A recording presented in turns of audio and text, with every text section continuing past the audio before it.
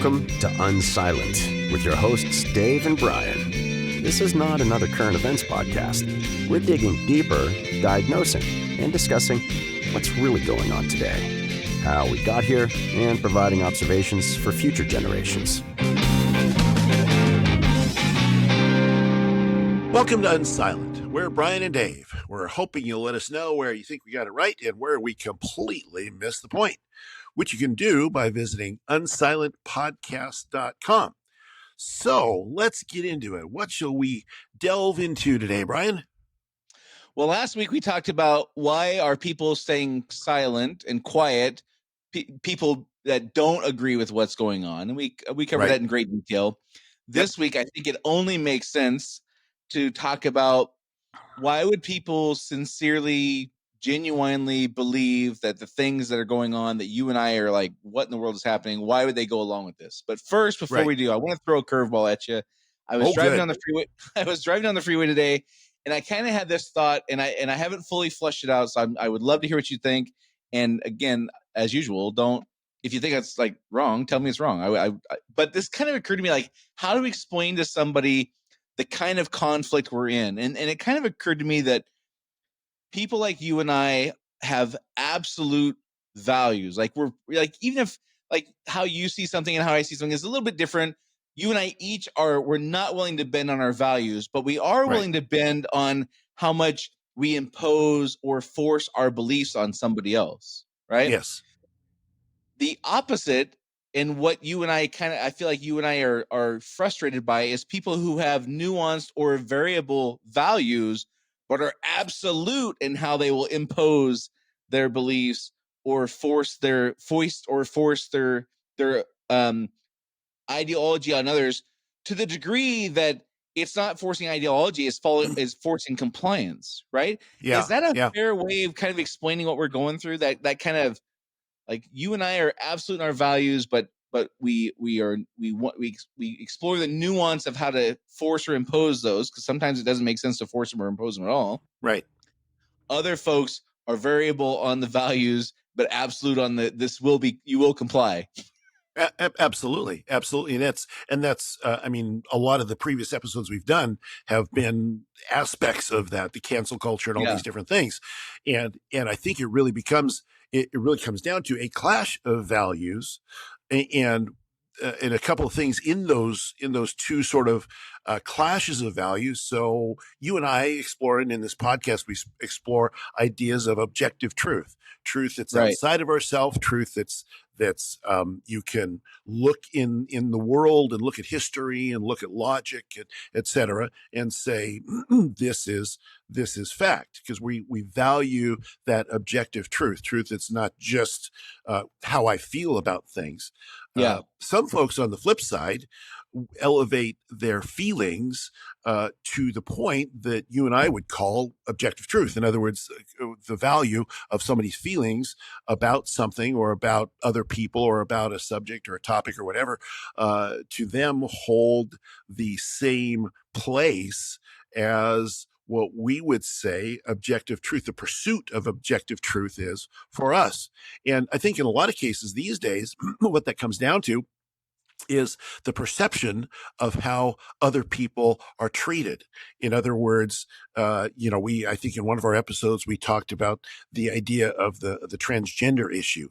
And, you look at that issue and say, here's some folks that honestly feel a certain way, and that I would say have, certain, challenges, gender dysphoria. You are something, but you feel like you're something else.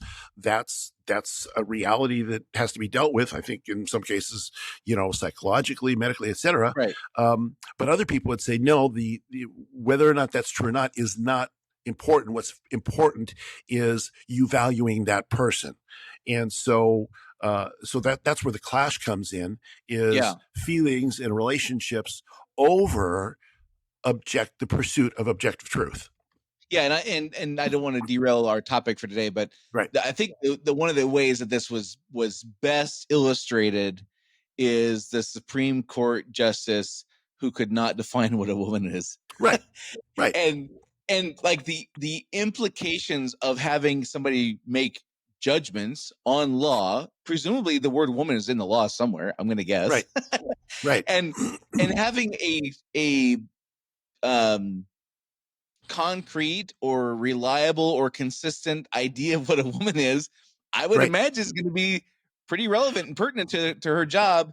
Not even a thing that she thinks is even worth worrying about. Like, it doesn't matter. And I see. I think what is the higher value there, because she knows. I mean, she knows intellectually. She knows logically what the biological, physical answer is.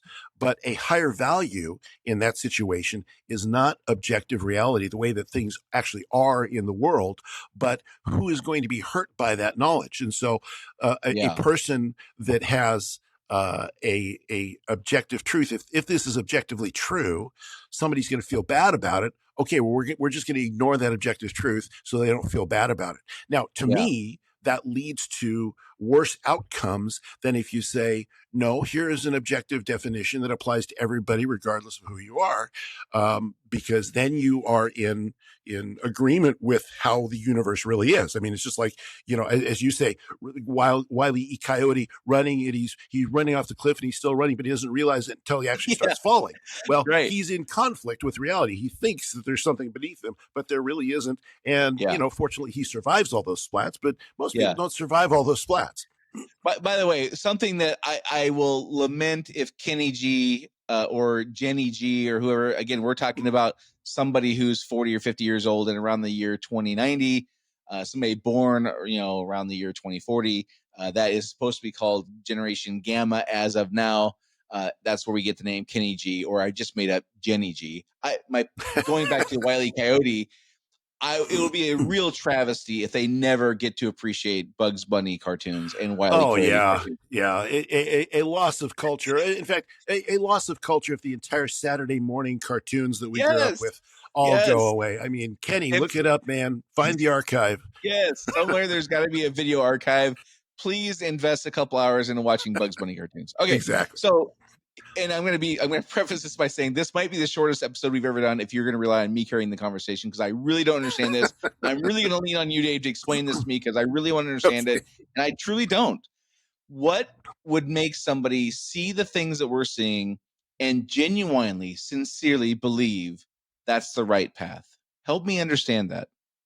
Well, it seems to me it goes back to this previous conversation we've just been having, and that is, there's several things. One, there is, of course, the group mentality. If everybody around me says that this is really true and this helps people don't want to be the odd man out or odd person out, to make it not 100%. Sexist. Yeah. So people don't want to be that. And then the other thing is, if I think it's this clash of values, this clash of objective reality with people feeling bad. So you take a look at some of the things we find in our current moment, without getting too wrapped up in all of this. You find people talking about, well, these folks were treated poorly in these ways, and so that's why we have to support them now, regardless of if they do bad things.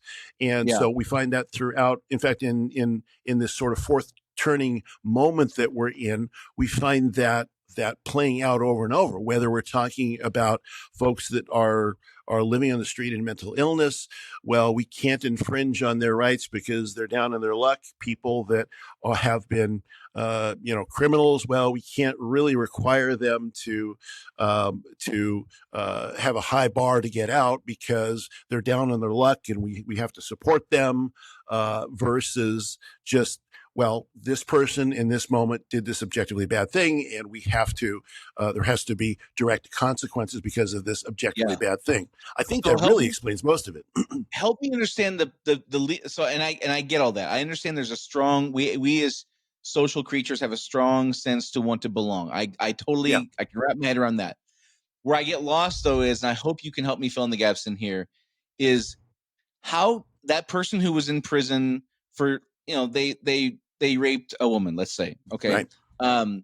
They go to prison. The argument is, but we should be a little more lenient with them because they had a bad situation that they were in, whatever. They grew up in a bad neighborhood, whatever it was, right? Whatever the reasons are. And and let's even say that they're plausible. Like they're okay. I can understand. Sure. Like life handed them a crap sandwich, and yep, there's no doubt that in this situation, the kid grew up to be a man who would do things that in other circumstances wouldn't have. I can get behind that. I understand that part. The part where I get lost is when they say, and we're going to let them out of jail with no treatment, no counseling, no anything. And that person who did the thing that raped the woman, his needs are put above the next victim's. That's where I get lost. Help me understand how they think that is the right thing, because there's the math or the studies show that man's going to go rape another 25-year-old woman. And we can see this coming. We know it's going to happen. And why in the hell are her needs and her rights and her happiness and all those things put below this guy, even though in some cases like their arguments are legit, but still Sure. we don't put in reasonably decent cures. We just say, let the guy out and whatever happens. That's the part where I get lost. Help me understand that part. Well, part of the problem is, Brian, you think too deeply. All right. So part of the problem here is that, for I think a lot of folks, the way that they view these issues is one level deep. We talk about in life, do you play checkers or do you play chess?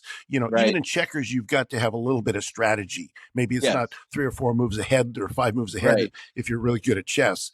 But I think a lot of folks are like, look at it like, okay, we've righted this wrong. This person who's had a bad deal in life, we're not going to do this to him. Next, now we move on. There's just no depth of thought there. So I mean that really literally, that I think sometimes those that think very deeply about these things think that either what comes next is not important because we've done a good thing in the moment, or they don't think about what comes next. I think whatever comes next has a relative value on a scale of 1 to 100 of, if it's even considered, of 5, but the justice, the social justice, if you will, that we're delivering in the moment is the absolute most important thing. And they've got a whole group of people all around them that use that. And I think there's really 2 classes of folks in that space too. They're the people that honestly care. I mean, there's a lot of people that I sincerely disagree with that honestly care about other people. And so they're, they used to call it, I'm a conservative. They used to call it bleeding heart liberal. People that they just respond out of their best intentions, and they're really naivete. I mean, they're really naive about the way the world actually is. And if this happens, I think there's the other part of that is in conversations that I've had with people when we talk about the second and third tier effects, the point is not the outcome. The point is trying. Well, we tried with this person. We gave them another chance, and shoot, they failed. But we did our part. We tried. And then the second person, or the second tier of that, is those in society, a subset that cynically use the rest of those folks, the bleeding hearts, if you will. We'll call it that just to satisfy the old people among us. The second tier of society are those that use those cynically to perpetuate power and money grabs. Yeah, no, I think we can all agree that there's a percentage of the people in charge, so to speak, that let these things continue on and don't really want to solve the problem because it helps them retain power. There's no question. So giving you another example, then, like as of right now in this moment that you and I are recording this, Hamas had the thing where they went over and they killed like, I don't know, 1,200 people in Israel. Like they there's videos of them literally like having body cams where they're doing horrible things to like families and children and women and old people. And like, it's pretty clear, at least from the stuff I've seen, that there were not any military objectives when they're doing these things to like literally families and young children and whatever. Okay. So, at the same time, we have borders that are literally like wide open. Right. And we are having people in the millions coming across. And I'm guessing that if Kenny G is listening to this in his 8th grade history class, because they've chosen to have you and I ranting, talking about this as a good illustration of what this era is like, which is what I'm hoping for. no doubt there's been things happen in our country on U.S. soil because the people coming over are not accounted for. We're just letting them come over, and Right. the same people who hate the people in Israel hate us, and they're going to do harmful things to us. That's just Sure. it's almost a mathematical certainty. Is that fair? Yes. Yeah, absolutely. Okay. 100%. Yeah, 100%. Okay.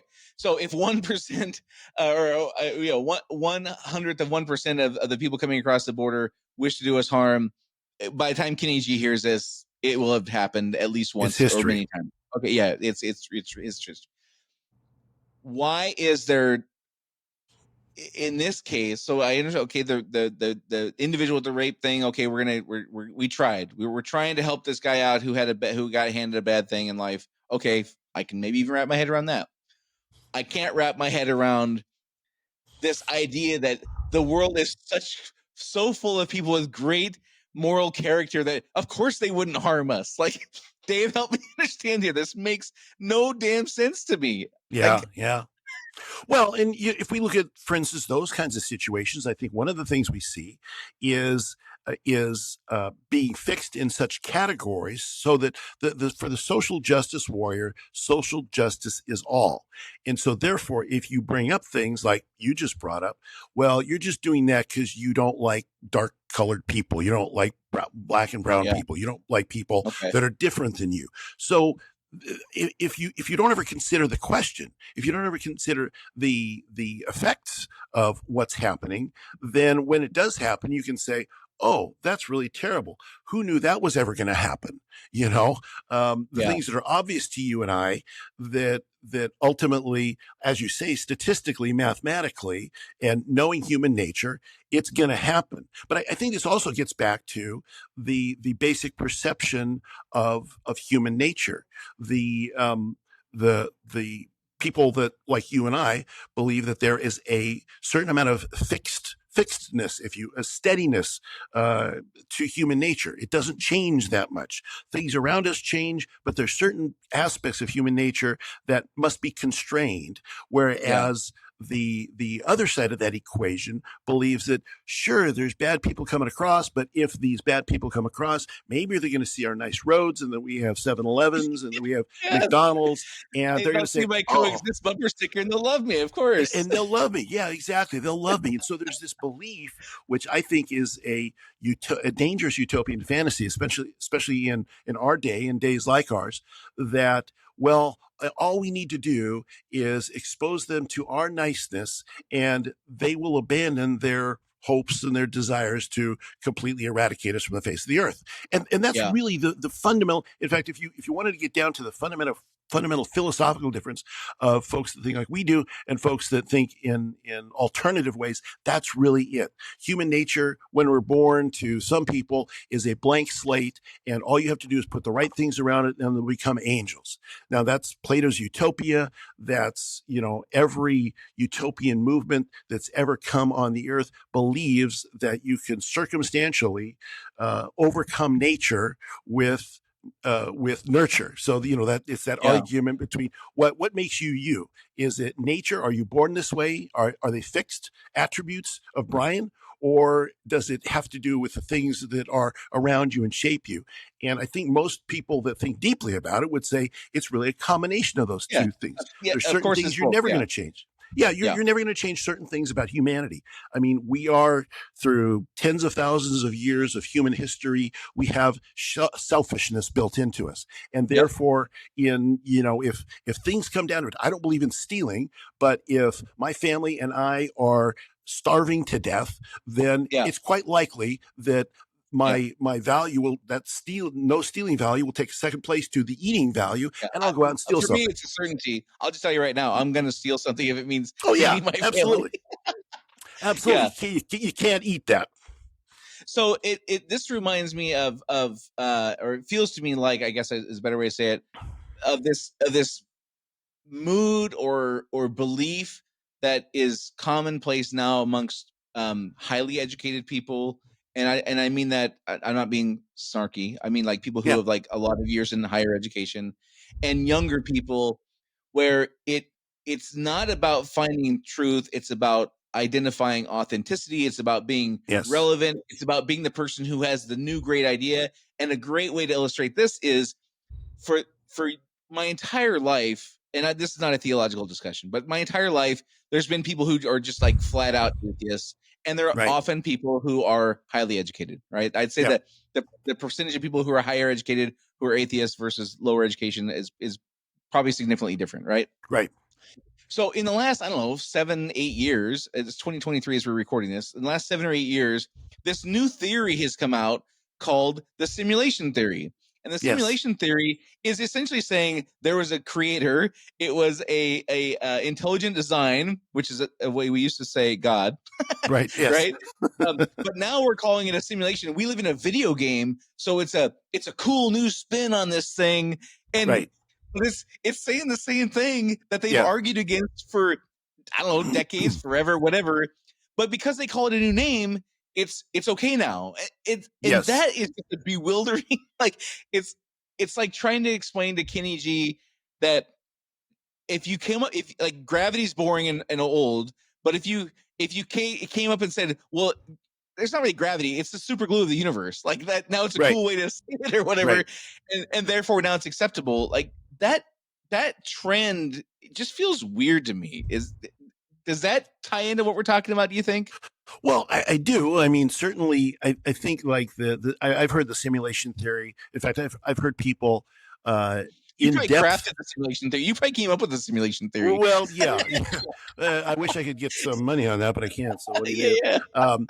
But I've heard people make passionate defenses of that idea, not realizing that they're basically recounting the idea of a creator just under a different name. So, I mean, in fact, I heard one. There was a great podcast I listened to. I don't remember what it's called at this point, but he concluded that based on all these leading thinkers, it's most likely that we exist in a simulation, because look, all the things that I would use, I think it's called the anthropic argument, that says that all of the universe seems to be tuned for you and I as human beings.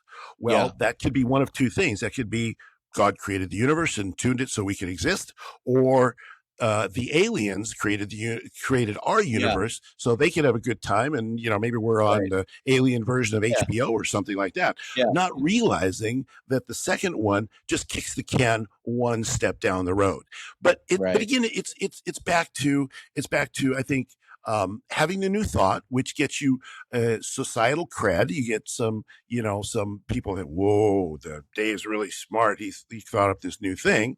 And then second, you don't have to identify with the people that you're against, the people that, one generation wants to distance itself from the generation before, right? I mean, that's just generational theory. That's just how it goes. We don't want to be our parents. Now there are ads on TV about an older person teaching the next generation how not to be their parents. How not to be your parents, right? The Geico ads for Kenny G. Look that one up, Kenny. It's funny. So there's that natural thing too. We want to do, and this is also why in generations, the things that, I'm wearing what they now call flares. My pants are what they call flares. When I grew up, they were called bell bottoms. Right. Now, not to get too grounded in the here and now, but fashion styles, everything is, goes around and comes around. Some of the things that are talked about in the 2020s were talked about in the 1960s, and now they're new because nobody remembers them. So, so there's all that. So I think a lot of that comes back to social acceptance. It comes back to feeling that we're better than the people who went before us, even though we're repeating the same things that the people who went before us did themselves. But if I call it a new name, I get credit for inventing this new thing. Exactly right. And I'm not my parents. Right. Yeah. So it almost, I guess it does feel like an intoxicating mixture of getting to be revolutionary and super smart. Yes. And not having to be bound by any kind of constraints. Like if I don't declare what a woman is, like I'm never on the hook for being wrong about anything. So that's pretty awesome. And I get to be authentic and the smartest person in the room for going on with a new idea, and there's no consequences. The part that I think it all feels like naturally like intoxicating. Like I can wrap my head around why you'd like that. The part that I find interesting though is somebody once said to me this, and I never really had thought about this before. And he said there's 3 kinds of people in the world, and I don't like those kinds of like setups. Right. Like there's 2 kinds of people in the world. I don't like those things. But this one kind of made sense, and it applies what we're talking about. He said there's 3 kinds of people in the world. There's sheep, sheepdogs, and wolves, right? Mm-hmm.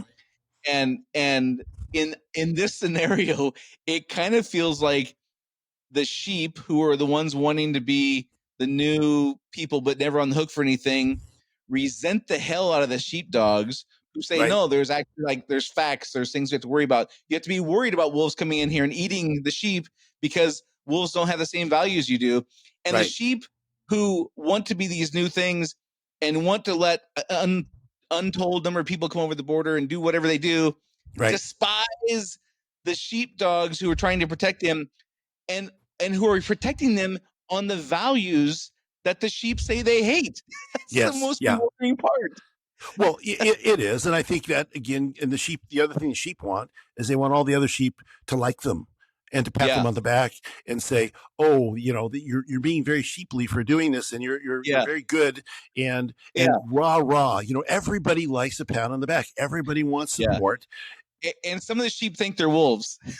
Well, yes, there is that until the real wolf comes along, and then then you're lamb chops, and that's the end of that. Some of the sheep think that they're sheepdogs, like they're the protectors, and you go, well, wait a second. Here's you with your anti-Second Amendment, your anti-gun position, and you walk by the gun-free zone, where guess what? The criminal doesn't have your same belief about what values they should hold, and they have a gun and you don't, and now you're at their mercy.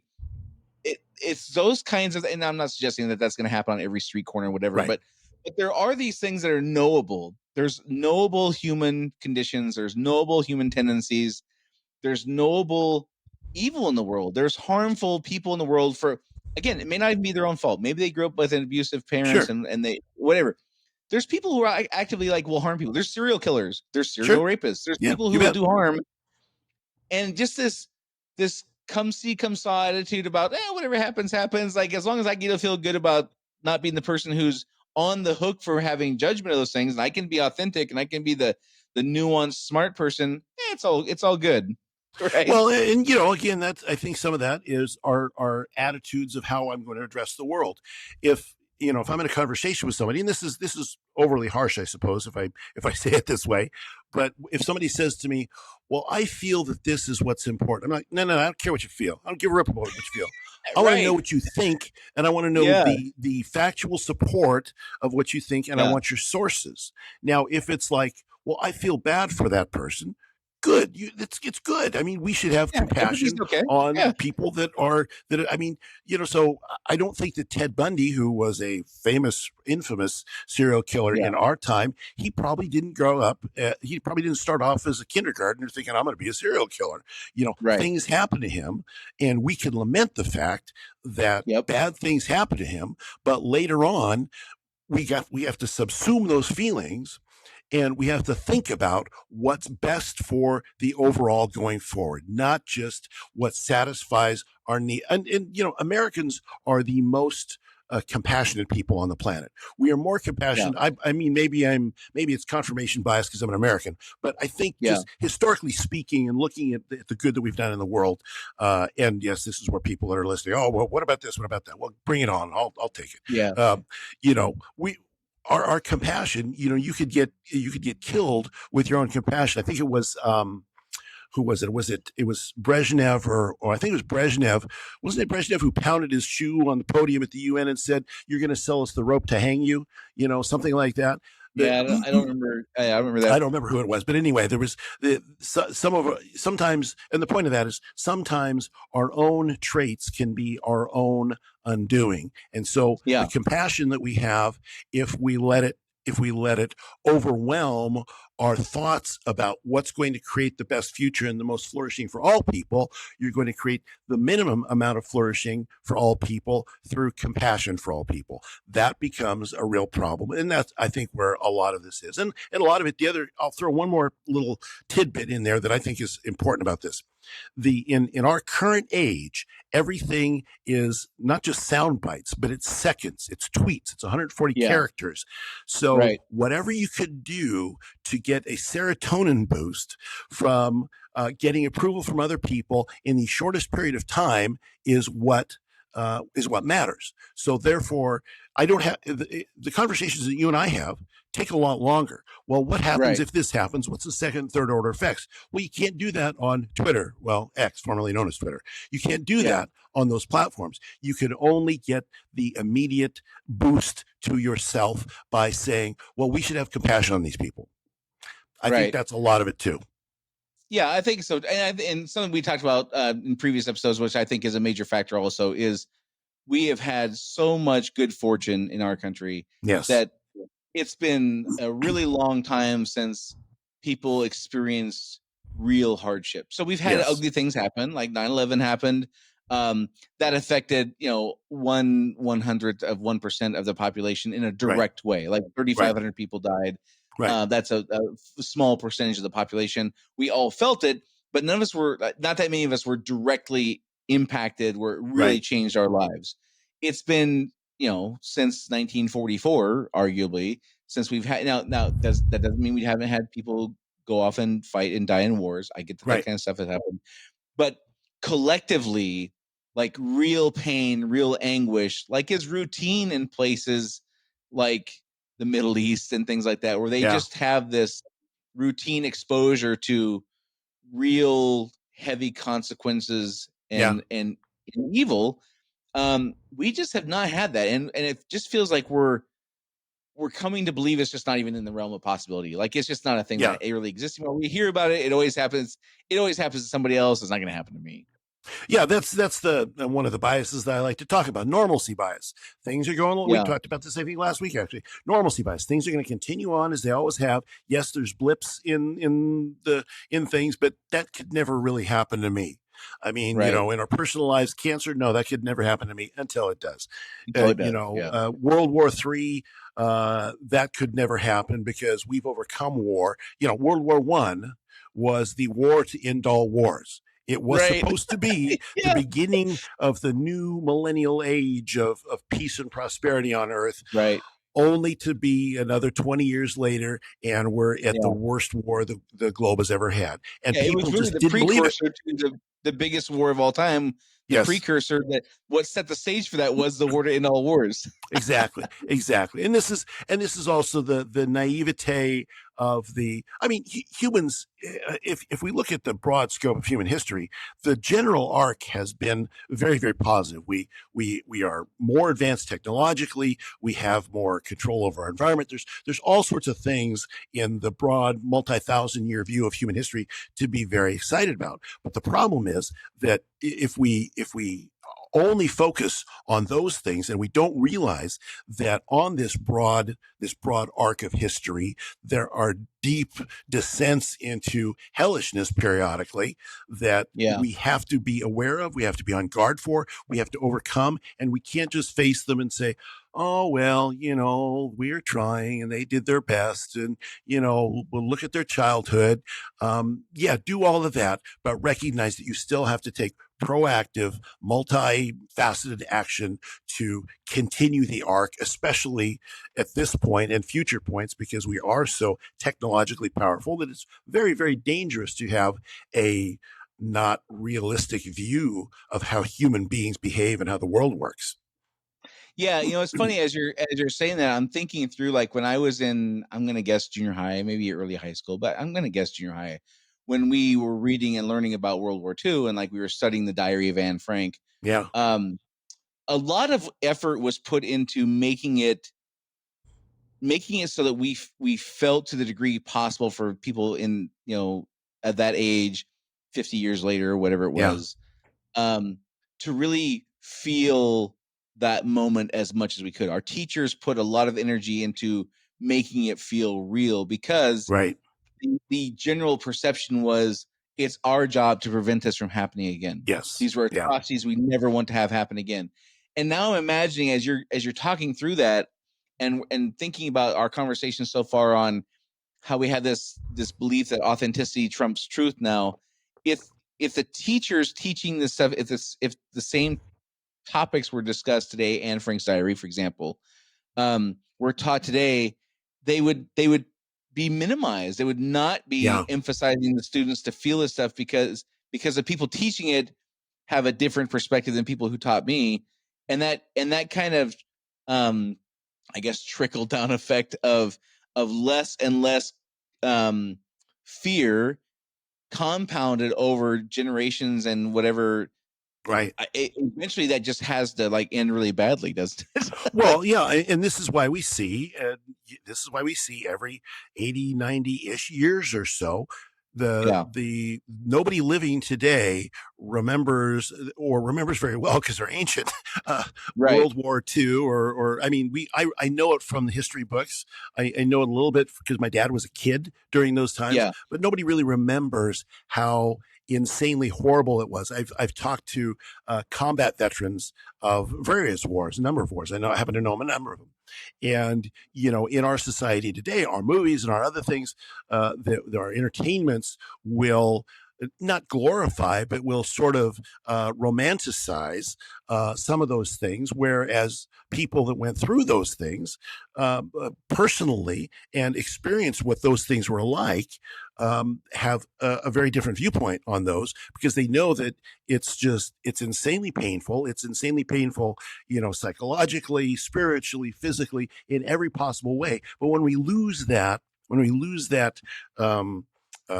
awareness of that, then it becomes much harder for us to avoid. And it also becomes much easier for us to believe that we have moved beyond such base, barbaric things as we see happening now in our time in the Middle East. There was back in 2008, some time ago, when Russia invaded Ukraine, the president of the United States at the time, Obama, chided the Russians and said, "We're in a world now beyond such crude things as war. I mean, what are you doing? Invading your neighbor," as if a professorial wagging of the finger would change human nature. And again, this is back to that idea that human nature doesn't change, and eventually it rears its ugly head again. Yeah, I think another piece, as you're talking through that stuff, thinking about what it would be like for a young person, let's say, I don't know, 16 years old today, to be listening to somebody who was alive and could remember what it was like in 1945. So that person's born, let's say, 1935. They'd be close to 90 years old now. A 16-year-old kid listening to them today would immediately turn on the dismissal thing in their head, because even things like somebody who's 50 or 40, 50, 60 years old talking about what it was like being a kid, and like we joke about walking uphill both ways to school in a foot of snow. Like we joke about that kind of stuff, but explaining to a kid, like, there was no cell phones, there was no explaining to a kid what a pager is, or was, immediately the older folks are dismissed as not having interesting or meaningful opinions or thoughts or experiences, and the meaningful, compelling, interesting, the things we should listen to are from the young people. Well, the young people have not experienced any of the stuff that has gone horribly wrong. So that again feels like it would lead us down a path of things not working out so well, which I would argue we're experiencing. And so we had not collectively had these hardship things happen. The people who have experienced them, we dismiss them. And so the young people who've grown up in a society with very little of this kind of negative stuff happening, and in their own lifetimes have had the least ever in human history of this, they're the ones who are guiding us down the path of what's right and wrong.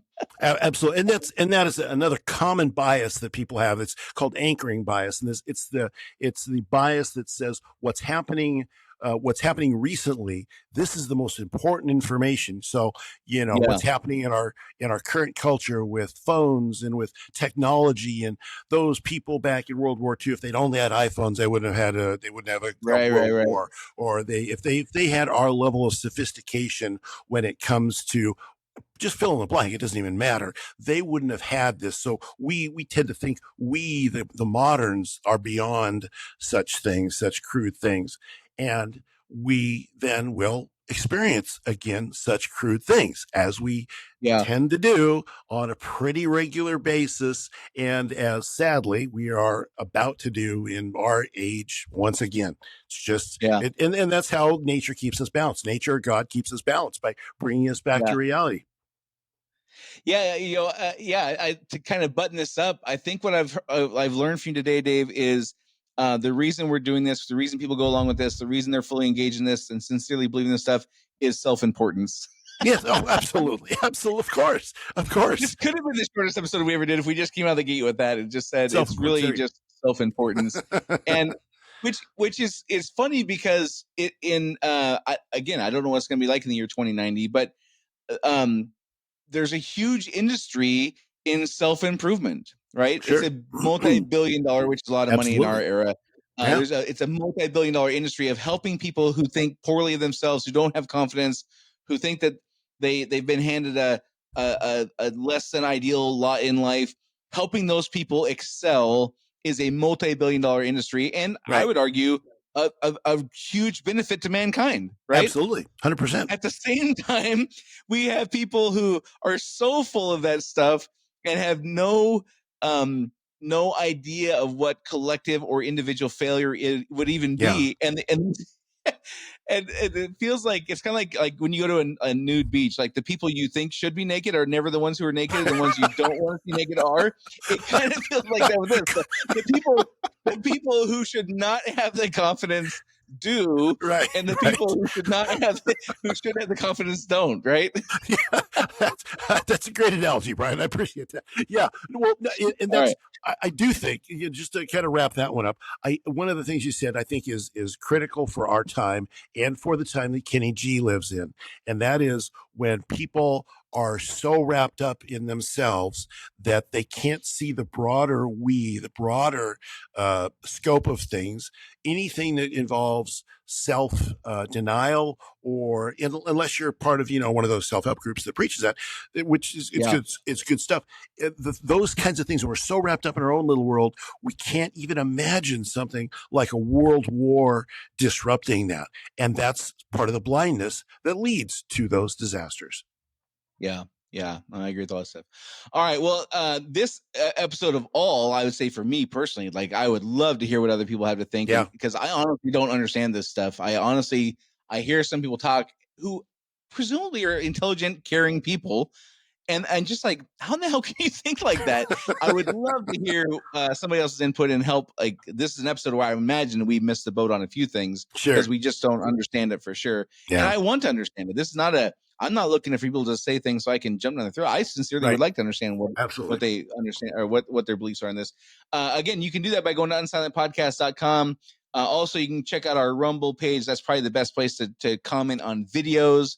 These videos come out every week, and on Rumble, there's a great comment section there. That's a great place to have input and explain to Kenny G, in 2090, who's a middle-aged person then, what it's like for you in this moment, and explain what the pieces we're missing. Dave and I only have our experiences to share. We don't have other experiences.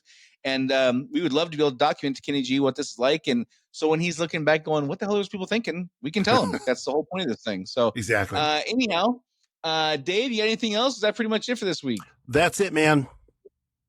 All right. Well, I will say that's it for this week. And again, going back to my point, unsilentpodcast.com, or check out our Rumble channel. Until next time, this is Dave and Brian signing off. See you next week. Do you want to be unsilent? Make your voice heard on our social media channels and share where you think we got it right or wrong. Go to unsilentpodcast.com for social links so you can join the discussion.